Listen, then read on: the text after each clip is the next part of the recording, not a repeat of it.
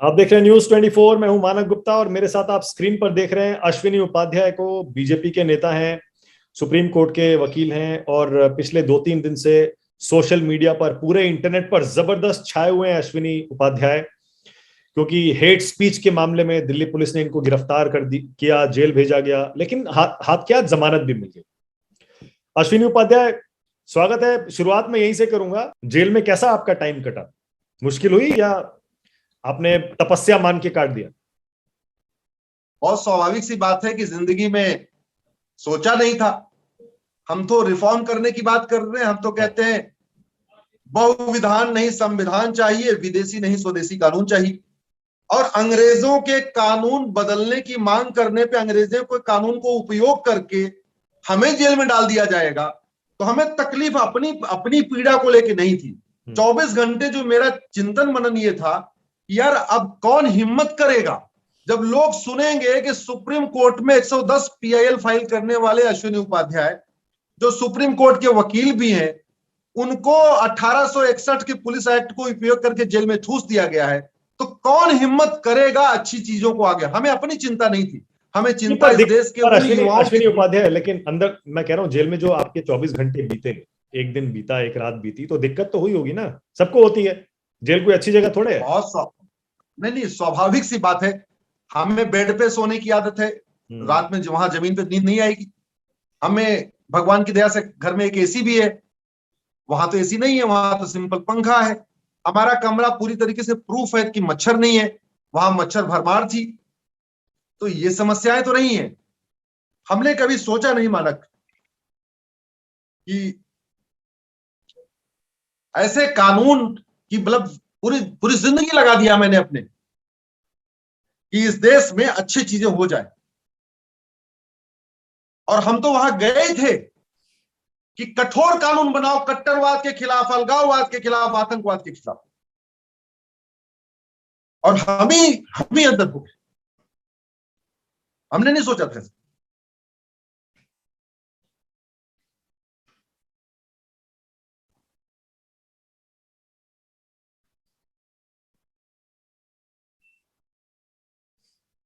हमने नहीं सोचा था। और हमें इसी बात का डर है कि बाकी लोग जो सोच रहे हैं, कहीं वो डर के हमारे घर में न बैठ जाए। कौन बदलने की मांग करेगा उन अंग्रेजी कानूनों की? तो क्या वीर सावरकर इन अंग्रेजी कानूनों को जिंदा लागू रखने के लिए उन्होंने कुर्बानी दी थी? क्या भगत सिंह, सुखदेव और राजगुरु ये चाहते थे कि यह देश अंग्रेजी कानूनों से चले? क्या बाल गंगाधर तिलक, लाला लाजपत राय ये चाहते थे कि यह देश अंग्रेजी कानूनों से चले? अश्विनी उपाध्याय, आप भावुक हो रहे हैं और मैं समझ सकता हूं, इसीलिए मैंने आपसे वो सवाल भी किया था। देखिए, क्योंकि जो अभी तक सबूत आया है उसके मुताबिक आप वीडियो में नहीं थे, लेकिन उसके बावजूद आप ही की सरकार में, आप ही की पुलिस ने आपको गिरफ्तार करके जेल भेज दिया। आपके दिल पर क्या बीत रही होगी ये कोई भी समझ सकता है। इसीलिए आपका भावुक होना बहुत स्वाभाविक है। आप जेल से आए हैं, मैं इसीलिए आपकी मनस्थिति जानना चाह रहा था कि मन में गुस्सा है, मन में दर्द है, पीड़ा है, मन में अश्विनी उपाध्याय के क्या चल रहा है?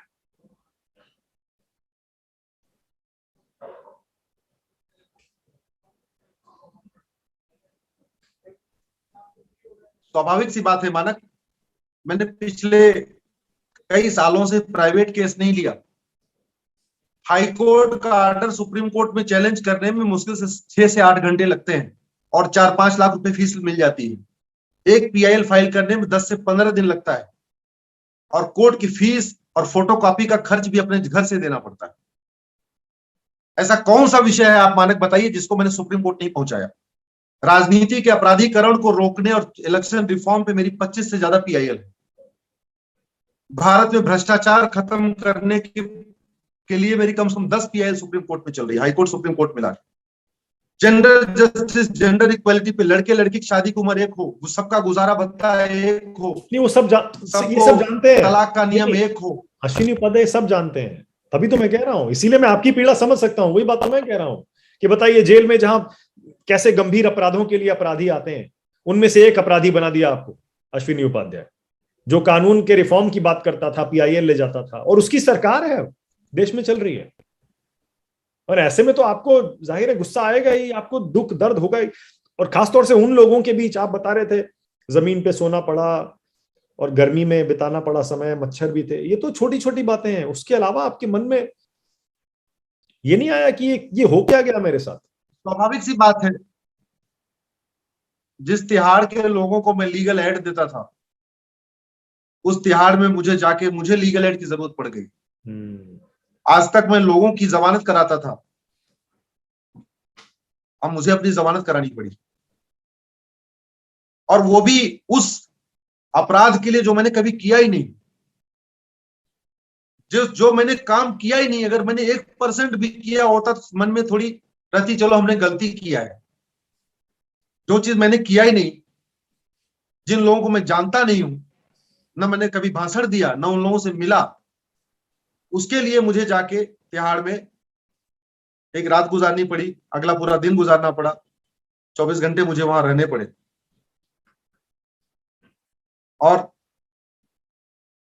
आज की रेट में मैं अभी, आप मुझे अपराधी भी कह सकते हैं, हाँ मेरे खिलाफ केस शुरू हो गया। जिस राजनीति के अपराधीकरण के खिलाफ मैंने पूरी मुहिम लगा रखी है कि जो आदमी सजा याफ्ता हो, उसके चुनाव लड़ने, पार्टी बनाने, पार्टी पदाधिकारी बनने पर लाइफ टाइम बैन होना चाहिए। एमएलए एमपी का मुकदमा 1 साल के अंदर खत्म होना चाहिए। मेरी पीआईएल पे पूरे देश भर में एमएलए एमपी कोर्ट बनी है।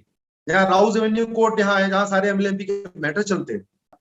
कभी सोचा था आपने कि अपनी ही सरकार के अंदर दिल्ली पुलिस केंद्र सरकार के अंदर ही आती है, आपको जेल जाना पड़ेगा? आपने कहा हेट स्पीच के मामले में गिरफ्तार थे।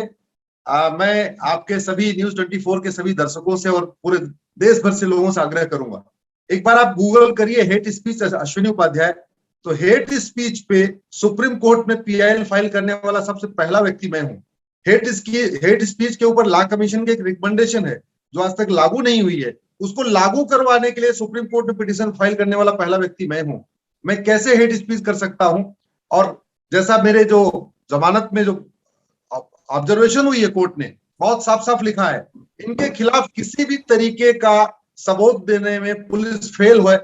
पुलिस ये स्टेब्लिश नहीं कर पा रही है कि ये किसी को जानते हैं, पुलिस ये स्टेब्लिश नहीं कर पा रही है कि वहां पे थे, पुलिस कुछ भी प्रूव नहीं कर पा रही है। ये एक तरीके से मतलब जो पुलिस की पूरी थ्योरी थी वो उसके ऊपर एक जोरदार तमाचा है। और आपकी पुलिस आपके पीछे क्यों पड़ी है, मैं यही तो पूछ रहा हूं। केंद्र सरकार आपकी बीजेपी की, दिल्ली पुलिस केंद्र सरकार के तहत आती है और आपकी बेल को अपोज कर रही थी दिल्ली पुलिस कोर्ट में। देखिए, भारत छोड़ो आंदोलन की वर्षगांठ है 8 अगस्त, और हम उस दिन गए थे भारत जोड़ो आंदोलन शुरू करने। हम क्या कहने गए थे मानक जी? हम कहने गए थे अंग्रेजी कानून समाप्त करो। 222 अंग्रेजी कानून आज भी भारत में चल रहे हैं। हमारा थाना, हमारी तहसील, हमारा जिला, हमारी हाई कोर्ट, हमारा सुप्रीम कोर्ट, हमारी जेल, सब कुछ अंग्रेजी कानून से चल रही है। बड़ी सीधी सी बात है मानक जी, हम जब कहते हैं कि इस देश में कानून का राज है और कानून अंग्रेजों का है, तो फिर तो राज भी अंग्रेजों का हो गया। हम कहते हैं इस देश में कानून का राज है और कानून घटिया है, तो राज भी घटिया ही होगा। बड़ी सीधी सी बात है। अगर कोई समस्या का समाधान नहीं हो रहा है, अगर किसी समस्या का समाधान नहीं हो रहा है, कोई बीमारी ठीक नहीं हो रही है, तो उसमें दो ही कारण होते हैं, या तो डॉक्टर खराब होता है या तो दवा खराब होती है। अगर भारत में मजहबी उन्माद कम नहीं हो रहा है, बढ़ रहा है, इसका मतलब बड़ी सीधी सी बात है, दवा खराब है, कानून घटिया है। और हम तो यही कहने वहां गए थे।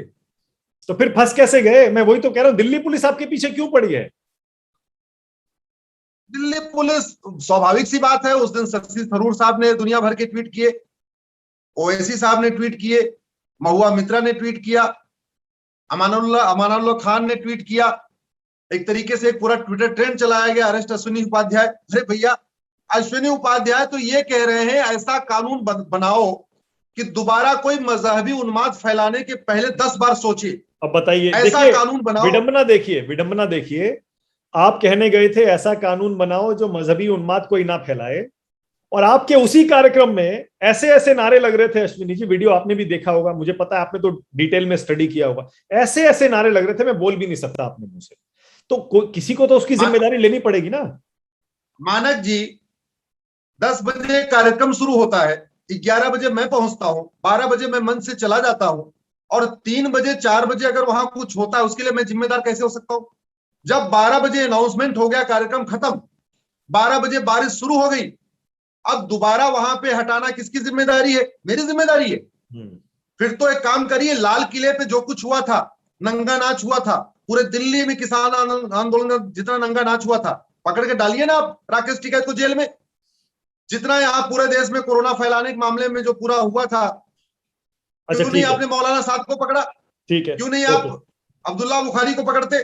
और वैसे भी अगर आप इसी तरीके की बात करेंगे, मैं तो दूर दूर था ही नहीं, मैं तो उस समय मेरी जो लोकेशन है गाजियाबाद की, मेरे अपना निवास है जब ये वीडियो बना है। आप जरा सोच सकते हैं कि मेरी लोकेशन गाजियाबाद है, पुलिस ने ट्रेस किया तो पता चला मैं तो गाजियाबाद में हूं, मैं दिल्ली में नहीं हूं।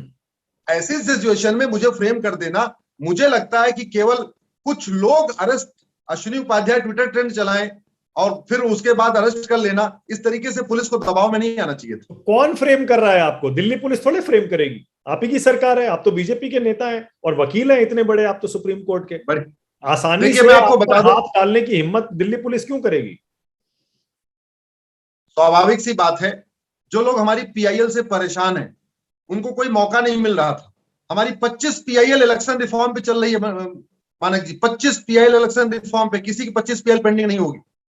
आर्टिकल 370 मैंने चैलेंज किया, जनसंख्या नियंत्रण कानून मेरी पीआईएल सुप्रीम कोर्ट में, धर्मांतरण के खिलाफ मेरी पीआईएल सुप्रीम कोर्ट में, देश में एनआरसी लागू हो मेरी पीआईएल सुप्रीम कोर्ट में पेंडिंग है। दिल्ली पुलिस तो केंद्र सरकार की है, पुलिस आपकी है, मैं इसीलिए अभी तक नहीं समझ पा रहा हूं। अगर आप नहीं थे वहां पे, आपका कोई रोल नहीं था, दिल्ली पुलिस क्यों आपको अरेस्ट करती है उन भड़काऊ नारों के लिए, उन वीडियोस के लिए, और उसके बाद कोर्ट में आपकी बेल को भी अपोज करती है?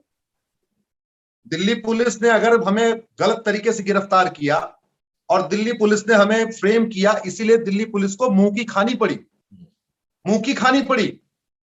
कब सामान्यतया जब बेल दिया जाता है, जब जमानत दी जाती है तो कोर्ट ज्यादा ऑब्जर्वेशन नहीं करती, सिंपल जमानत दे देती है। हमारा ऑर्डर आप पढ़ लीजिए, जमानत देते समय यह भी कहा है कोर्ट ने कि जितने इन्होंने बातें की हैं पुलिस ने, उसमें से 1% भी एविडेंस प्रूव नहीं कर पाए। न तो ये बता रहे हैं कि अश्विनी, ये वीडियो जब बना था अश्विनी उपाध्याय कहाँ थे, न तो ये स्टेब्लिश कर पा रहे हैं कि ये वीडियो जिन्होंने बनाया उनको जानते हैं। अरे भैया, अगर मैं नहीं हूं, एक तरीका हो सकता, चलो मैंने कहा होगा, अरे मैंने कहा होगा तो कभी हमारी उनकी मीटिंग हुई होगी, या उनमें से हमारा कोई ऐसा होगा जो जानने वाला हो। तो वो जो नारे लगा रहे थे, जो नारों का वीडियो बना रहे थे अश्विनी उपाध्याय, आप उनको नहीं जानते हैं? उस वीडियो में दिखने वाले, मानक जी, मैं, आपका चैनल बहुत लोग और आपको बहुत लोग देखते हैं, न्यूज 24 को बहुत लोग देखते हैं, मैं रिपीट कर रहा हूं, उस नारे लगाने वाले में पता नहीं 10, 12, 14 लोग हैं, जितने भी लोग हैं, न किसी व्यक्ति को मैं जानता हूं, न किसी को पहचानता हूं, न आज तक किसी से कभी गलती से भी मिला। तो आपके कार्यक्रम में कैसे आ गए वो लोग? किसी से फोन पे भी बात किया। आपके कार्यक्रम में कैसे पहुंच गए फिर वो? अरे भैया, मैं 12 बजे चला आया, उसके बाद 3 बजे वहां कौन आ जाए, वहां बहुत सारे भिखारी भी आ जाएंगे, बहुत सारे मांगने वाले भी आ जाते हैं, बहुत सारे वहां आ जाते हैं, पूरी कचौड़ी बची रहती है उसको खाने वाले आ जाते हैं। तब आप कहोगे कैसे? इसकी जिम्मेदारी मेरी है क्या? अगर सोनिया गांधी जी के रैली में सोनिया जी चली जाए, उसके बाद वहां कोई नारा लगाए, फिर तो सोनिया गांधी को पकड़िए। अच्छा, ओके, मतलब तो आप जितनी भी रैलियां हो, मतलब आप ये मानते हैं ना कि जिन लोगों ने ये नारे लगाए, खास तौर से मुसलमानों के खिलाफ नारे लगाए, वीडियो बनाया, उन्होंने गलत किया, आप उनकी निंदा करते हैं ना, और आप चाहते हैं ना उनकी गिरफ्तारी होनी चाहिए, सख्त से सख्त सजा होनी चाहिए उन्हें। जिन लोग, मैंने फिर से कहा, मैं टेम्परेरी बातों पे, मैं टेम्परेरी सोल्यूशन की बात नहीं करता, मानक जी आप अच्छी तरीके जानते हैं। मैं कह रहा हूं कि आप छोटी छोटी दवाइयां देके बड़ी बीमारी ठीक नहीं कर सकते। कानून घटिया है। एक बार आप कट्टरवाद के खिलाफ एक बढ़िया आईपीसी में सेक्शन डालिए, जो आदमी मजहबी उन्माद फैलाएगा उसकी 100% प्रॉपर्टी सीज करेंगे और 10 से 20 साल की सजा देने का काम, आप उसमें 20 साल की सजा देंगे, 10 से 20 साल। ये तो बाद की बात हो गई, गारंटी के साथ कहता हूं। आप जिन लोगों की वजह से आपको जेल जाना पड़ा अश्विनी उपाध्याय, आप नहीं चाहेंगे उनको सजा हो जाए, अभी उनकी गिरफ्तारी हो जल्द से जल्द?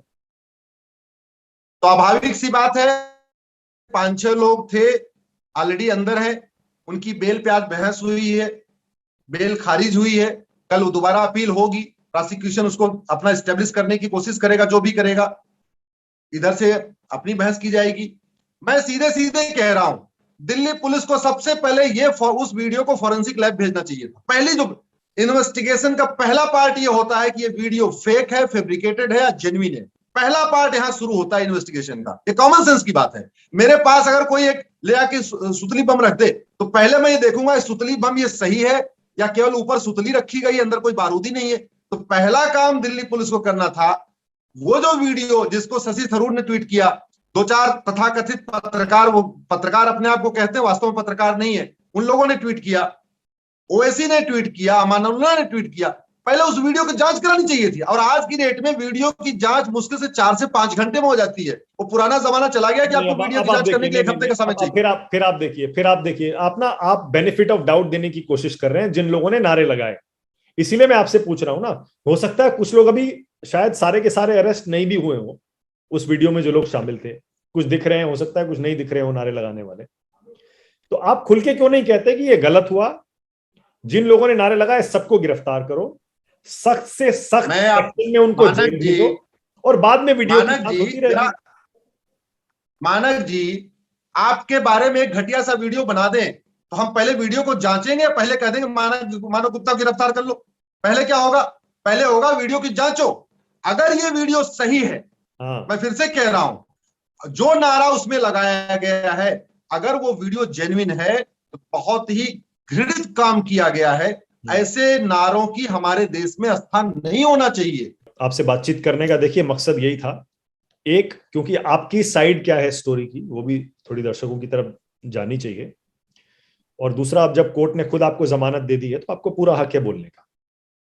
और जो सवाल दूसरी तरफ के थे मैंने आपसे इसलिए वो भी पूछ लिया कि आप उन लोगों को जानते थे, क्या उन लोगों ने सही किया, आपने क्लियरली अपनी बात कही है। थैंक यू इस इंटरव्यू के लिए अश्विनी उपाध्याय, और मेरी तरफ से मैं तो यही कहूंगा कि आपको न्याय मिलना चाहिए, सबको न्याय मिलना चाहिए। और लेकिन हाँ, अगर वो वीडियो सही है, जिन लोगों ने नारे लगाए उनको सख्त से सख्त सजा होनी चाहिए। Thank you Ashwini Upadhyay.